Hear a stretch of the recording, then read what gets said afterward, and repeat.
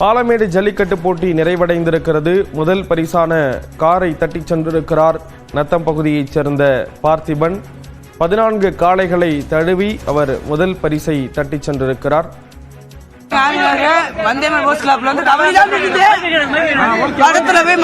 பட்டினப்பட்டி கருப்பணத்துல மாடு வச்சுட்டு எங்க மாமா பாரதி மாமா பாடா மாப்பிள்ள பாதியில மாடு பிடிப்பா பஸ் பேசி வாங்கணும்டா அப்படின்னு சொன்னாங்க. மாமா சொன்ன மாதிரி மாமா சந்தோஷம் ஆசைய எனக்கும் கொஞ்சம் பெருமையா இருக்கு. எனக்கு சப்போர்ட் பண்ணுவாங்க கேடிஎம் கார்த்தேனு கொதம்பு பிரபா சூர்யா சின்ன வச்சிருக்காருன்னு தன்னலூர் லோகேஷ் பூண்டி கேசவனு எல்லாருமே பண்ணவடி பாண்டி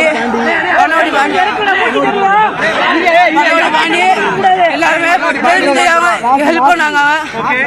நாசி பாயிரு எங்க கூட ஒரு அண்ணன் நாசின்னு நல்லா மாடு அடிப்பா. அப்படியே அவர் மாடு ஊற்றி இறந்து போயிட்டா. அப்படியே அவருக்கு அடியே நாங்கள் பேர் வாங்குவோம்.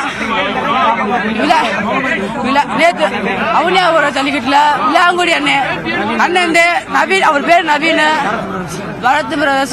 அவர் இறந்து போயிட்டாரு. அவரும் இறந்து போயிட்டாரு. அவங்களுக்கு அடிதான் மாடு பிடிச்சிட்டு இருக்கேன். எஸ்கே சதீஷனு வயலு.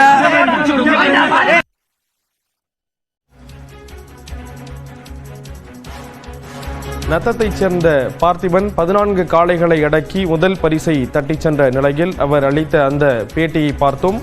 நேற்றைய தினம் நடந்த ஜல்லிக்கட்டில் உயிரிழந்த நவீன்குமார் என்ற வீரருக்கு அவர் தன்னுடைய முதல் பரிசை சமர்ப்பணம் செய்வதாக கூறியிருக்கிறார். அது மட்டுமல்லாமல் ஜல்லிக்கட்டில் ஏற்கனவே இருக்கக்கூடிய மூத்த வீரர்களுக்கும் சமர்ப்பணம் என்ற ஒரு விஷயத்தை குறிப்பிட்டிருந்ததையும் பார்க்க முடிந்தது. இது ஒரு கூட்டு முயற்சியாக அவருக்கு உதவியாக இருந்த அவரது நண்பர்கள், முன்னோர்கள் உள்ளிட்டவர்களுக்கு அவர் தன்னுடைய நன்றியை பதிவு செய்த அந்த காட்சிகளையும் பார்த்தோம்.